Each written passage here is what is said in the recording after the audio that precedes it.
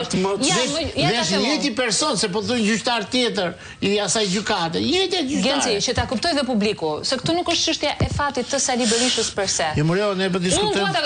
Atëherë, çfarë do të thotë kjo gjë? Çfarë precedenti krijon kjo gjë për një qytetar tjetër, i cili mund të ndodhet në një situatë ngjashme? Tregojeni më publiku, ta kuptoj publiku, çfarë do të ndodhë. Po thjesht, ju lutem thjesht. Ja pra. Nga se jemi ekspozuar ne nga një precedent i tillë. Ku na ka ekspozuar? Ja pra që aty atëre gjykata që ekziston sot nuk ndryshon shumë nga dyqani. Që do të thotë? Dakor? Që do të thotë që në dyqan bëhet pazar. Pse pazar nuk është vetëm pazar me parash, pazar interesash. Bile ky i dytë është akoma më i fuqishëm, si tregu i ideve dhe i madhrave. Ashtu. Edhe kjo histori. Aty nuk ne avokatët për shembull ne dalim kallup aty, dalim foriuzo, pse? Se ne vjen me praktik, e kupton? Dhe ai thot leret praktikët, çfarë praktike, kemi praktikën tonë tjetër, ne thot. A e kupton? Pra, drejtësia ecën mbi ligjin dhe mbi precedentin. Dhe precedenti shëndosh të gjithë procedurën dhe gjykimin më tutje. Lehtëson punën e gjyqtarëve, por rrit garancinë juridike të shtetasve, edhe mbrojtjen efektive, si standard. Sepse unë i referohem një vendimi që kjo gjykatë në një rast analog ka vendosur në këtë formë. A e kupton? Dhe unë kështu e konceptoj. Dhe besoj zoti Kreshnik, po kjo është dhe logjike. Pra, drejtësia duhet të jetë unifikuar në raste analoge. Dhe këtu i pritet rruga edhe korrupsionit moral dhe material të gjyqtarëve. Sepse përballë një precedenti të shëndosh, përballë dhe një ligji të artikuluar qartë, se ne kemi kodin e procedurës cop-cop. Ne kemi kodi jonë, është kodi prokurorit. Kodi jonë ka dispozita ndaluese, po s'ka sankcion. Çfarë ndodh kur shkelet ai ndalim? Pra, kjo është pa taksis, diq nga të vesh. Dhe gjykata e lartë tash në këtë kohë që ka marrë zjarr kjo punë, vetë i hedh edhe një shishe benzinë. Çfarë ndodh nga sot me çështjen Sali Berisha dhe Jamar Maltezi? Ndjesi quajnë kur i Leverdisi quajnë në rregulla procedurial. Po kur si Leverdisi konsideron? Po tash nëse ti e ndalon dhe unë e shkel të ndales, çfarë sanksioni ka? Duhet të ketë një dënim, duhet të ketë një pasojë. Ka qenë praktike më hershme, sigurisht që ka qenë praktike më hershme, që gjyqtari i gatshëm mund ta bëj këtë, mund ta marrë një vendim të tillë. Po them në të kaluarën ka qenë një praktik dhe sot gjykata e lartë theu këtë praktik. Gjykata paraprak ka hyrë në 2017. Gjyqtari paraprak. Po mirë, nga 2017 deri 2025 i thonë 8 vjet. Ka ndryshuar 3 herë praktika. Ja, urdhë, tha thot person. Ka ndryshuar 3 herë. Vendime diametralisht të kundërta. Një herë u bë sepse një gjyqtar solli 11 dëshmitar dhe s'dilte më koha në seancë paraprak.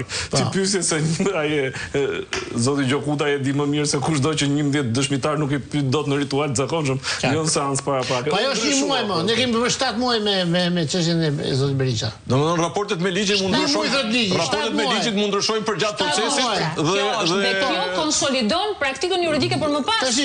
Ai ja marrë Maltezi. Edhe nuk e konsolidon se ka ndryshuar 3 herë. Ai ja marrë është konsoliduar në parë, është shkatëruar në dytë. Ai ja marrë Maltezi. Që ligji i thotë ti një muaj mund të rish i arrestuar në shtëpitë e parapraku. Këtu duhet ndaloj. Dhe pastaj o do shkosh në gjyq, o do kthehesh mbrapsh, gjatë kohë gjatë së cilit do të çmon dhe përsëri nevojat e sigurimit, do të rinë arresta duhet lirohet. Ai rrive 6 muaj të tjera në arrest shtëpie, sepse duhet vazhdoj ky gjyq, sepse do bëj llogarit pushteti, se thashëm, gjithë agjencia e pushtetit. Po. Dakor, se do shtyje kjo punë, do shtyje se dhe të qëndruarit në arrest shtëpie, të qëndruarit në burg, të qëndruarit janë bërë mjete në duart e drejtësisë, e cila më pas, duke qenë se kontrollohet siç po shihet lehtësisht nga pushteti, krijon situata të tilla që pastaj reflektohen edhe tek zgjedhjet dhe tek votuesit. Dua të kuptoj, më fal, sot që ka kaluar çështja për gjykim, përse mbahet në arrest? Cili është argumenti që mbahet në arrest shtëpie? Për shembull, Jamar Maltezi. Jo, më shkoj çaj thon. Po kam shpjeguar kjo këtu mbajti. Sepse të shkoj çështja në gjykim. Dokumentat korrupsion pasiv i zyrtarëve të lartë, pa që një ditë zyrtar i lartë në bashkëpunim me Berishën. Po, au administruan së dokumentat, ja e zëm dhe ajo, au administruan çfarë dokumentat Jamar Maltezi. Pra, masat e sigurisë merren ose rrezikon procesin, ose merr të parë një që zero para publike.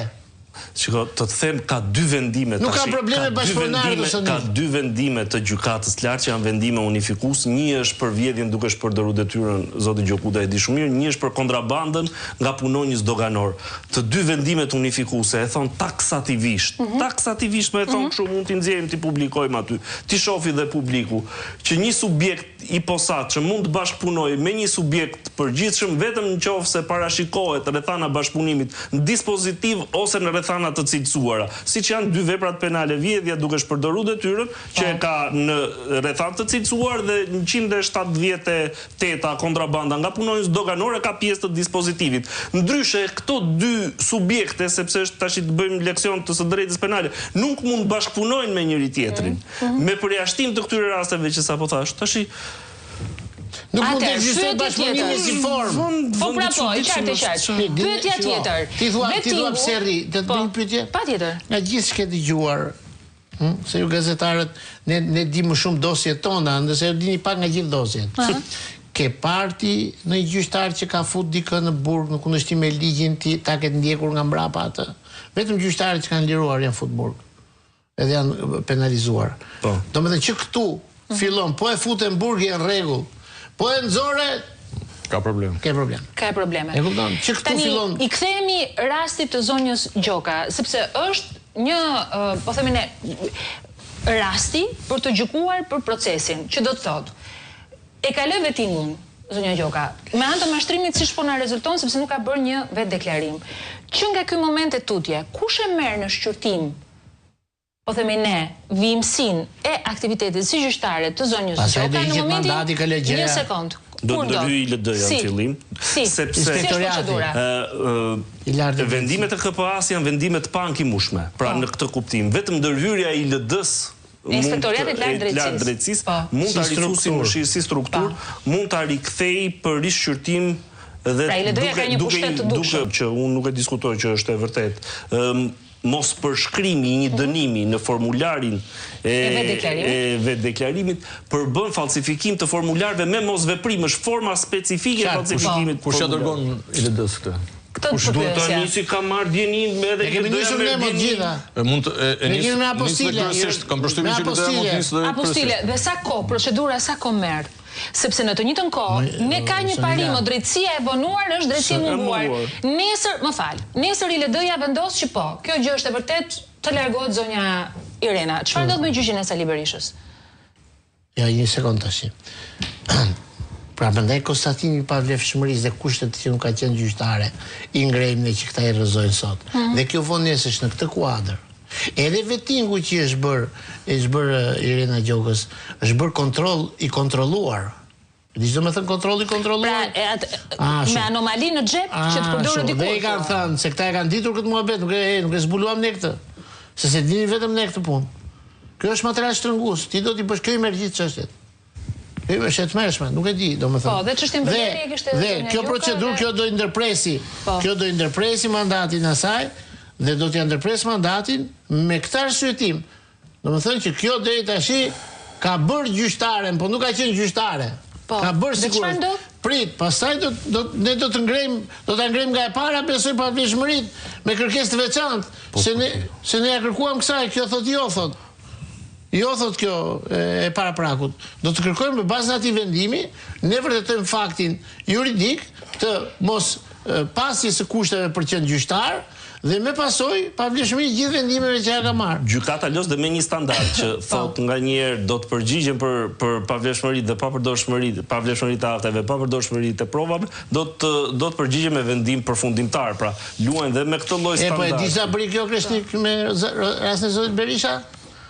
Ne i bëm këto kërkime që në fillim, edhe nuk na dha përgjigje. Faktikisht gjykatat edhe si zakon që është bërë, po edhe me logjik, edhe proceduralisht, gjykata o të jep përgjigje të pranon se ta rrezon në moment, ose thot në vendim përfundimtar do të jap përgjigje. Ç'bëri kjo? Kjo pa dhënë vendimin përfundimtar dha një para vendim. për pavlefshmëritë, formula, kjo akuza që kish formuluar saktë dhe qartë nga prokurori, provat ishin të mjaftueshme, e kupton, ndërkohë që këtë i hoqi masën e sigurimit. Po ajo dispozitë që ka Berisha, arrest shtëpie, pse hoqe ti? Për çfarë hoqe ti?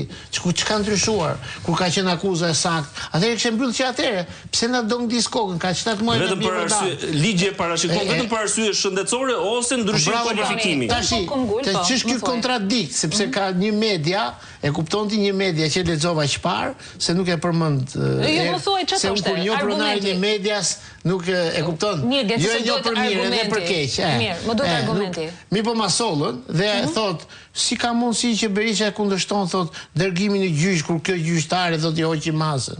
Kjo nuk është konflikt dhe kontradikt brenda Berishës dhe mbrojtjes. Kjo është marrosje e gjykatës, e kupton, është kontradikt brenda gjykatës, brenda vendimarrjes e saj. Rrjedhim. Kjo është historia. E ti se po këngul Sami kaq shumë për ta kuptuar edhe nga pikpamja juridike. Le të rikthehemi tani, pak. Bëjmë një hapas për të kuptuar. Periodikisht jemi unë nga kjo që dëgjoj këtu tani, kuptoj që